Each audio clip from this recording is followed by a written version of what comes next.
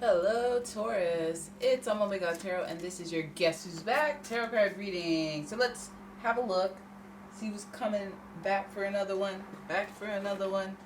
It could be anyone. You know? A lot of people are like, no, I don't want an ex, and it doesn't have to be an ex. It could be a never was. It could be anyone. Who's coming back? I'm feeling like it's under the guise of who comes crawling back, but I don't want to assume things. I don't want to jump to any conclusions. Let's have a look. Let us have a look. Oh. Okay, so you want out. So these cards just want to fly out and fall all over the ground, knowing full well that I can't sit out here and just pick you up. Alright, so they're showing up as a Samaritan archetype. Okay, so the light attributes of this is refines your capacity to help those you'd prefer to ignore. So I guess it's been somebody who wants to help you out, somebody who's been ignoring you, I should say. And their shadow attributes would be exacting appreciation and recognition for the help you offer. Okay, so maybe you didn't appreciate it before. Maybe you were like, okay, I don't want your help, I don't need your help, but they're back to be like, no, you're gonna take my help, and or like they just want to be there for you. So that's always a good energy to come in with. Guess who's back? Let's see. Let us see. First card we got is the Hangman. Okay, so long-awaited someone from a long time ago. We have the Hangman here, and the Hangman is associated with Neptune, dreamy like Neptune. Then we have the Nine of Wands, and the Nine of Wands is looking over here like, okay, all this work I put in, all this build-up. Really feels like somebody's coming back after a long hiatus, so you may not even see it coming. But if you need assistance or help or support, or they can't show up just when you need a friend, or you know what I mean, it may be this person. So okay, another guess who's back. This is somebody definitely from childhood, or somebody that you have fond memories of in a like innocent way to bring you back and make you feel like you have history with, essentially. Okay, and then this person left, and then okay, so you left. You thought that this. I feels like this person had grass is greener syndrome. Okay, 10 of Pentacles. Ooh, I like how that goes.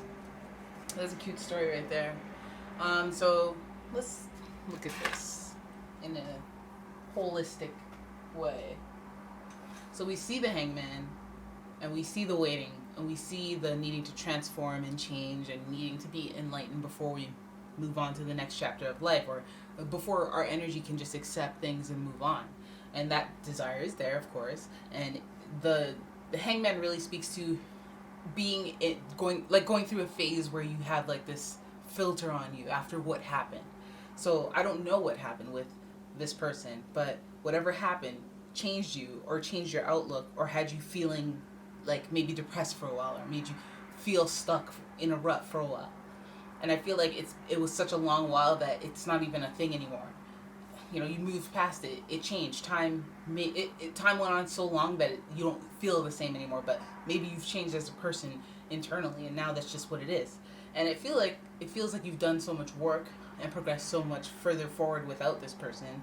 That Nine of Wands showing up here, it's like I've done all the work. I've done all this thing, but all this work emotionally, spiritually, I've even made changes physically, and when I look back, I see it all along. I've been waiting for this for so long. I've been waiting for this person to come back for so long, and it's like, but there's all this work that's been done. There's all this I've already moved on energy. There's all this like I can't go back there. It's like feeling like it's just such a battle. It's such a battle to be back there with this person and be in the limbo of it all.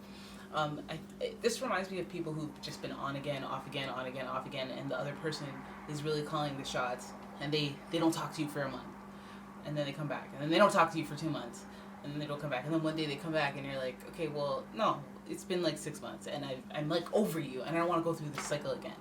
So it just feels like this. Like I know what the struggle, or the journey, or the hard work that it takes to be with you. It means not worrying, or it means me having to deal with a bunch of stuff. And I don't know if the work is worth it. I don't know if it's worth all that energy. I don't know if it's worth, like, I don't want to walk in towards a journey that I know will have those types of ups and downs, knowing full well how they affect me. I've already done the work. I've already moved on. I've already healed. I don't want to open the wound again. So 6 of Cups is like almost like, this makes me feel like, yeah, support, because maybe you're going through something, and maybe you definitely need that emotional boost, or that reminder of who the fudge you've been, who you are. And those people that have known you from the past, they know your core being, right? They know you when you were your most innocent. So you could have that type of energy coming in and just being there to support you, to remind you. I wonder if it's coming in conjunction with this person. Like, it could even not be about the person, but be more about what you went through, and now you have a friend coming in to support you, a good Samaritan, somebody who's trying to show you appreciation for who you used to be, especially if your current self is a little less than. So it's like a boost. It's somebody giving you a boost. And look, we're coated in water and fire here, so it's about emotions, and it's about this person really connecting with you based on some type of core value or some innocence to you. It could even be somebody connected to you through your children, or through, I always think it's childhood, or it's somebody that is connected to somebody that you know from childhood, that makes the connection deeper. The wands, again, I said grass is greener syndrome on this person. I think that, like, it's about weighing how much you want to revisit the past versus how much you want to move forward.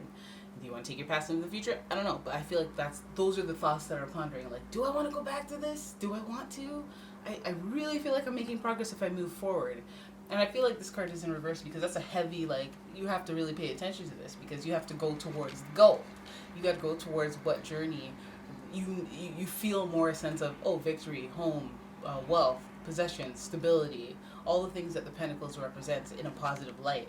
Ten of Pentacles is coming full circle and having a true appreciation for the things that are around you, and confidence in yourself, physical, emotional, mental confidence, because you have shown yourself that you can provide, and you've shown yourself that you have what it takes to get through whatever, to create a nice, balanced, stable lifestyle. I feel like you are aware of what that looks like. You are aware of what leads you towards that type of energy, which we all want. 10 of Pentacles energy. We want to be successful. We want to be happy and stable.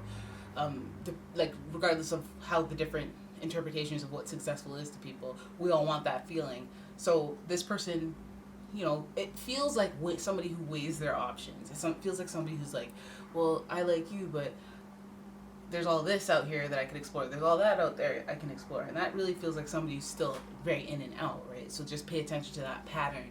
If somebody from the past is coming back, like if they're giving you those same types of vibes, try to clock it instead of being in denial of it. 10 of Pentacles is like when that person comes back and you're not having it, and you're like, you know what? No, I'm putting my foot down because I have infinitely more confidence. I know what you're doing. I'm the master of this situation. I understand it, how it's going to go. And this time around, I'm not going to be boo-boo the foo wearing the clown nose. It's going to be you. Well, it might not even be you. It's just like, keep it moving and move past me. It might even be that, but whatever 10 of Pentacles is, 10 of Pentacles could mean, all right, you're finally getting in gear.